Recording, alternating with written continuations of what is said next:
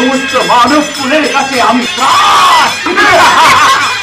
প্রভু, প্রভু আমাদের এই সমগ্র মানব জাতিকে রক্ষা করুন। প্রভু রক্ষা করুন। কি হয়েছে? চারিদিকে শুধু প্লাস্টিক আর প্লাস্টিক। মানুষ, পশু, পাখি, মাছ সবাই বিপন্ন। মানুষেরা তো হাঁপানি, ক্যান্সারের মতো কঠিন রোগে মারা যাচ্ছে। প্রভু আমাদের এই ভয়ানক প্লাস্টিকের হাত থেকে মুক্ত করে দিন প্রভু। মর্তে আমি এক শক্তি পাঠাচ্ছি, যে শক্তি প্লাস্টিককে ধ্বংস করে দেবে।